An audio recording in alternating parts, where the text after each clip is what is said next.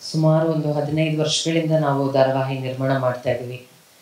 ಕನ್ನಡ ಧಾರಾವಾಹಿಗಳನ್ನ ನಿರ್ಮಾಣ ಮಾಡೋದೇ ಒಂದು ಹೆಮ್ಮೆ ವಿಷಯ.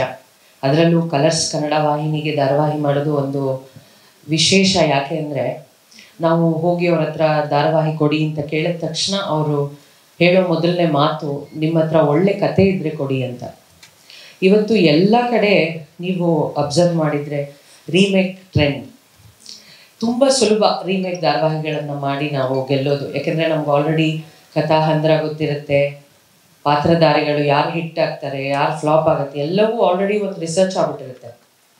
ಆದರೆ ಸ್ವಂತ ಕತೆ ಮಾಡಿ ಆ ಕಥೆಯನ್ನು ಸುಮಾರು ನಾವೀಗ ಒಂದು ಎಳೆ ಹೇಳಿದ್ದಕ್ಕೆ ಇಡೀ ಕಲರ್ಸ್ ಕನ್ನಡ ಟೀಮ್ ನಮ್ಮ ಜೊತೆ ಕೂತು ಒಂದು 2-3 ತಿಂಗಳು ಅದ್ರ ಮೇಲೆ ಕೆಲಸ ಮಾಡಿ ಪ್ರೇಕ್ಷಕರ ಮನ ಮುಟ್ಟೋ ಕತೆ ಆಗೋವರೆಗೂ ಅದನ್ನು ಬಿಡದೆ ಗಟ್ಟಿ ಕತೆ ಮಾಡಿ ಆಮೇಲೆ ನಾವು ಚಿತ್ರೀಕರಣಕ್ಕೆ ಹೋಗಿದ್ದು. ಸೊ ಅಷ್ಟು ಶ್ರಮ ಇದೆ. ನಾನು ಕನ್ನಡದ ನಮ್ಮ ವೀಕ್ಷಕರಲ್ಲಿ ಕೇಳ್ಕೊಳ್ಳೋದೇನೆಂದರೆ, ನೀವು ಎಷ್ಟು ಸ್ವಮೇಕ್ ಚಿತ್ರಗಳು ಸ್ವಮೇಕ್ ಧಾರಾವಾಹಿಗಳನ್ನು ಪ್ರೋತ್ಸಾಹಿಸ್ತೀರೋ ಅಷ್ಟು ಕನ್ನಡದ ಬರಹಗಾರರಿಗೆ ಕೆಲಸ ಸಿಗುತ್ತೆ. ಸೊ ದಯವಿಟ್ಟು ಸ್ವಮೇಕ್ ಚಿತ್ರಗಳು ಸ್ವಮೇಕ್ ಧಾರಾವಾಹಿಗಳನ್ನು ಹೆಚ್ಚು ಪ್ರೋತ್ಸಾಹಿಸಿ ಅಂತ ಕೇಳ್ಕೊಳ್ತೀನಿ. Thank you.